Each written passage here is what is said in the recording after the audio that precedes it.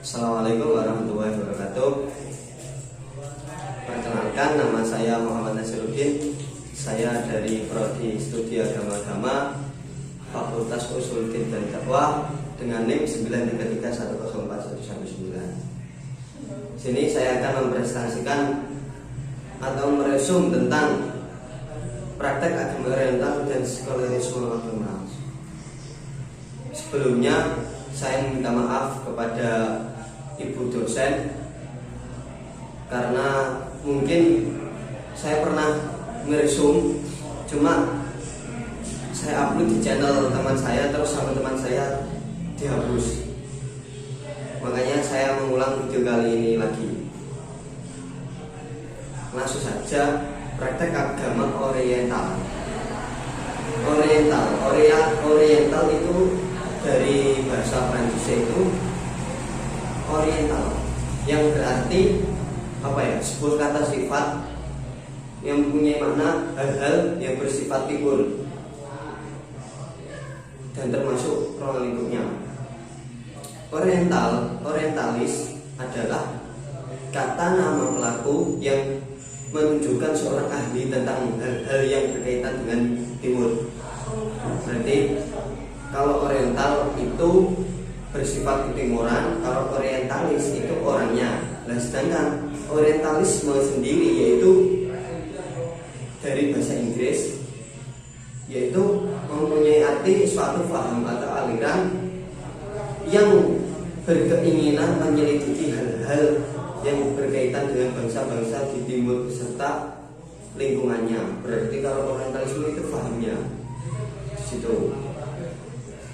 Memahami orientalis sebagai suatu cara untuk memahami jalan timur berdasarkan tempat yang khusus menurut pengalaman orang barat. Berarti orang barat yang mempelajari dari timur. Di sini berarti.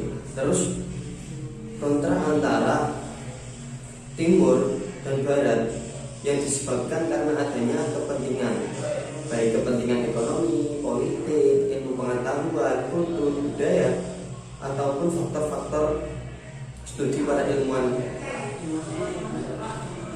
Nah, selain dari faktor politik, yaitu ada faktor ekonomi yang memainkan peran. Oleh karena itu, para pengusaha di barat itu merasa berkepentingan pada masa-masa ini untuk mempunyai persahabatan dengan pihak pengusaha Islam. Nah, berarti di sini itu adanya orientalisme itu dikarenakan adanya kepentingan, baik itu kepentingan politik atau ekonomi ataupun apa di sini. Nah, secara garis besar orientalisme itu sejarahnya itu ada 3 periode. Berarti sejarah 3 periode orientalisme itu ada 3. Yang pertama itu masa sebelum meletusnya perang salib di saat umat Islam berada dalam zaman keemasan. Berarti di situ itu kan dulu itu Islam pada mengalami zaman keemasan ataupun pada masa Khalifah Abbasiyah, Khalifah ya Bani Abbasiyah di situ. Itu mengalami zaman keemasan. Nah, terus karena ada perang salib di situ, orang Islam itu kalah di situ.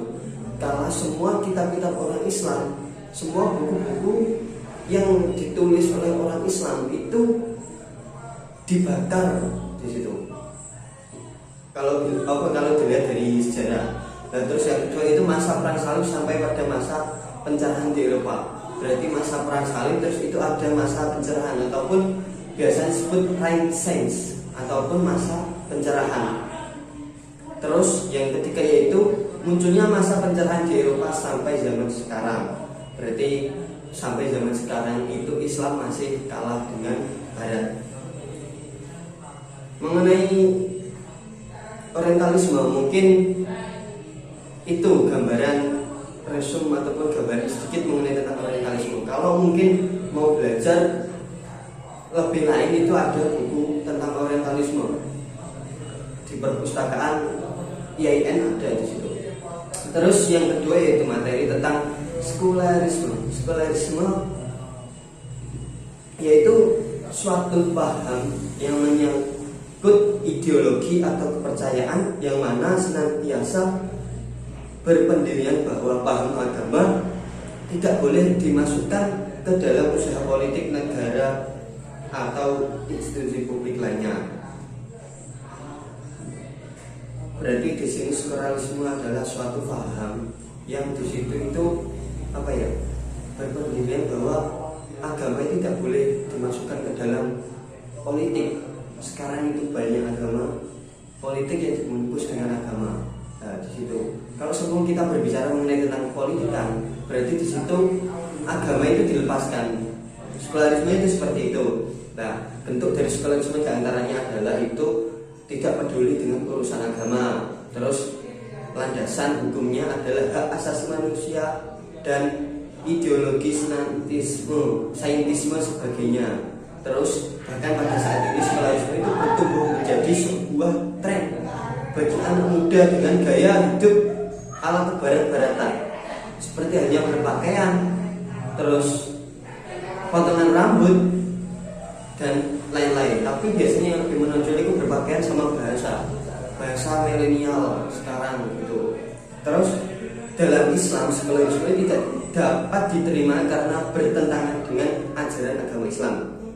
Karena menurut pandangan Islam, apabila sebuah urusan dipisahkan dari nilai-nilai keagamaan, maka urusan itu akan bertabrakan dengan nilai-nilai terdapat pada unsur yang lain.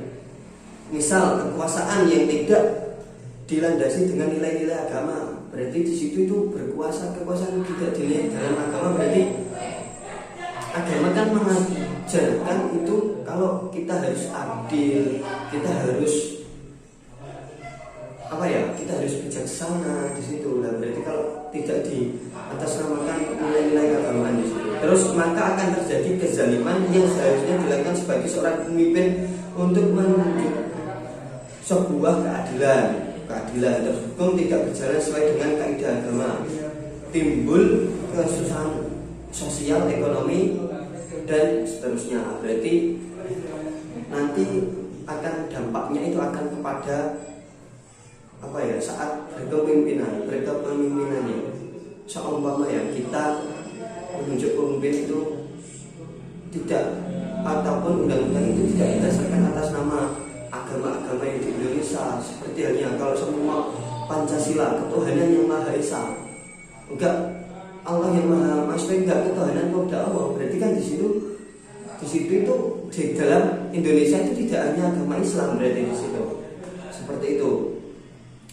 Nah, berarti dari sudut pandang Islam banyak sekali kerugian yang akan ditimbulkan terhadap keuntungannya. Islam menghargai pahaman yang diikut orang, bangsa, negara, dan pemuka agama Islam.